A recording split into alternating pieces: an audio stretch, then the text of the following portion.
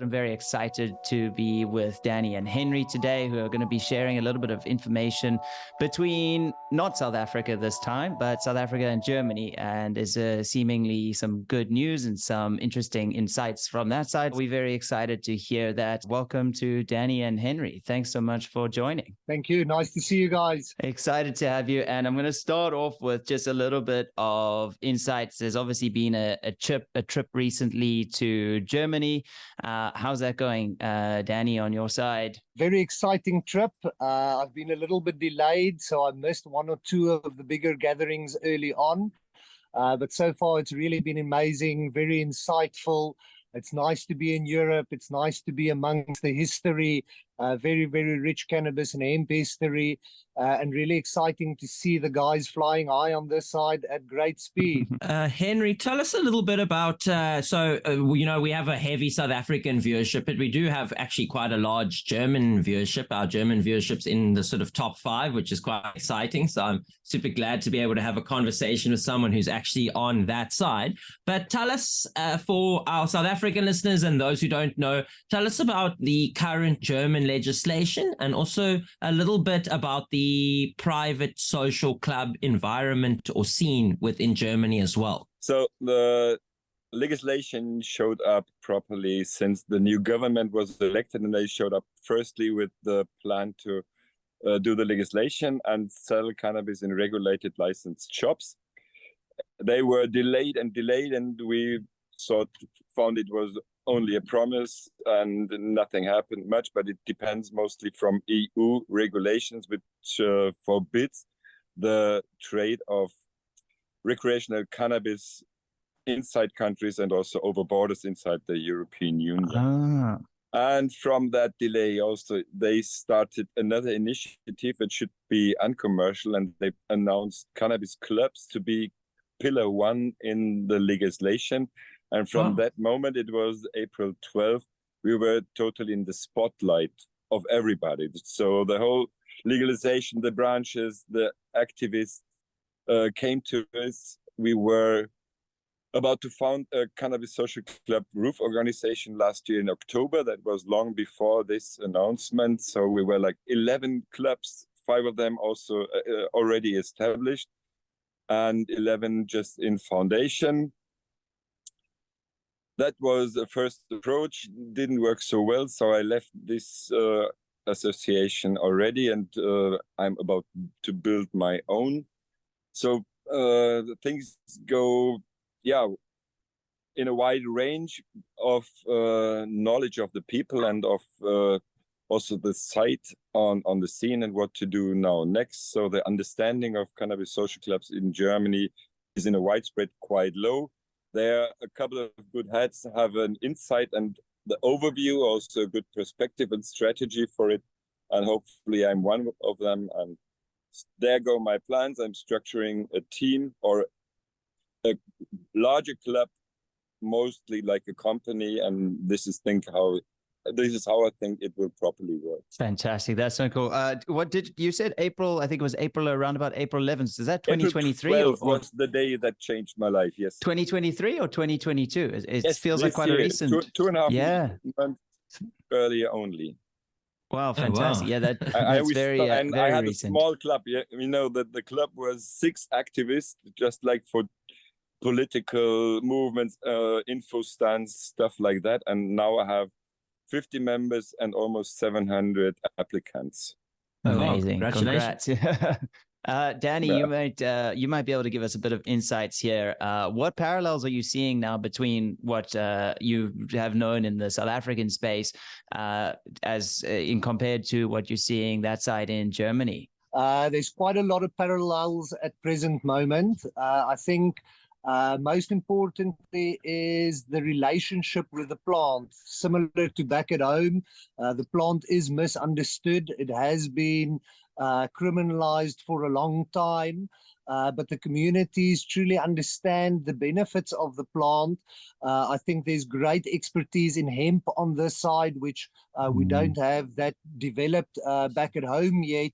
But I think the need in terms of freeing the plant, getting strong regulation, and doing that in a healthy and a responsible way What is quite inspiring is that the social club model on this side is within pillar one, whereas back at home it's within later pillars.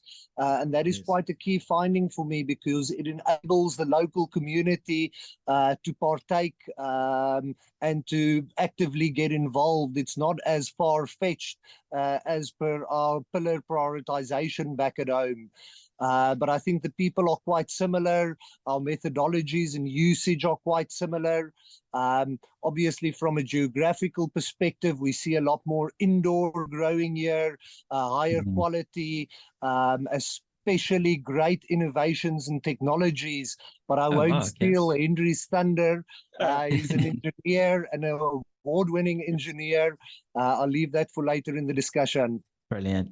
Danny, during you've been in sort of Germany for a couple days now. What a bit more on the nitty gritty? What kinds of goals or conversations or meetings have you had during this period? Like, what sort of physical activities have you actually been up to on the ground? My most exciting activity was not on the ground; it was actually in the sky. Hence, we fly high in Anwerfer. I've been very privileged to go on a glider, which was really exhilarating, maybe more on a private level. Yes, we've been having many discussions here regarding the social clubs, regarding regulation, different kinds of setup. I've got a lot of respect for how they're trying to build the industry here, looking at involving different districts, provinces. So we've been really looking at best practice sharing from both sides. It's not just sharing the South African model. We're really learning a lot on this side, also from the German model. And one of the things I really admire is how well they protect their knowledge and their history, how well the history is documented and shared and celebrated in written format, as well as in sculpture, art, painting. It's really so much broader than just cannabis and cannabis clubs. It's a cultural learning. And I think one of the key discussions which we'll head into tomorrow is a conference that Henry and them are planning here in Anwerfer later in the year. But yeah, it's pretty much best practice sharing in every aspect of cannabis, but also culturally. Amazing. Yeah, I had the privilege as well of being in Berlin last year around about this time, also for the Mary Jane Cannabis Expo. And I believe, Henry, that you were there recently. Anything stand out to you at the Expo? Actually, it's a good like a temperature measure for the pressure in the scene. So everybody is waiting impatiently that something happens. So the decriminalization could happen immediately, but they refuse to do it. So this is sort of a game, a time play in our eyes. So the branch is totally ready. Everybody's discussing also in the branch association of the cannabis economy in Germany, setting the rules, explaining this and that, and the prohibitionists in the end say, what about the children? So we start from the beginning, and that's where we are. We are totally ready. We know what to do. We make proposals. We get into the politicians, but there is the gray matter behind it that controls everything, obviously. So that's the situation at this moment. Everybody's ready, but we don't know what we can do sometimes. Where do you see the sector moving? Is it flower extraction, like medical, like CBD kind of products? What's your feel, on that side? Yeah, or a bit of everything. It's various. It goes in any direction. So we try everything. The medical sector is of course strong because it's already legal in Germany, and extracts, low edibles are not very much known, but we introduce them, by the way. So the paraphernalia market is gigantic also, and also service providers around cannabis, especially now since cannabis clubs is new. There's a lot of companies that focus on advising cannabis social clubs, especially the unexperienced ones that come up new. And that's also the reason why I make this conference, to put it on a non-commercial, informal level, and get these companies on the stage, and then they get roasted by our questions. I must say that's something that Danny, I'm sure you're familiar with on this side, and something we're all quite passionate about. And like you said, Henry, it's not just the flower at the end of the day. It's all the sectors that support the cannabis industry that create jobs that you don't even see. It's the packaging, it's the distribution, it's the supply chains, it's the importers, it's the exporters, it's the brokers, the forex exchange controls. It's just general good business, and it's something we're really trying to achieve here in South Africa. Yeah, but also the businesses of using hemp as a resource, the industrial hemp, is quite strong, but suffering still under the narcotic laws. Yeah, I love what Henry said on waiting impatiently, because that's another parallel we have here in South Africa, just waiting impatiently for something to happen. But I suppose it's all you know, a matter of time, and the more conversations like this take place and the more positive steps, you know, we're getting towards the end goal, which we all want. Danny, what learnings are you going to bring back to South Africa from you know, are there any sort of exciting things that you sort of have learned in Germany that you could see applying to South Africa potentially? Yes, definitely. I think obviously I'm a cannabis man, full spectrum cannabis man, but what really inspires me on this side is the work in the hemp field. Henry just mentioned the industrial hemp, and it really is already industrial on this side. It has been industrial for hundreds of years, and there's really rejuvenation of the hemp industry, in my opinion.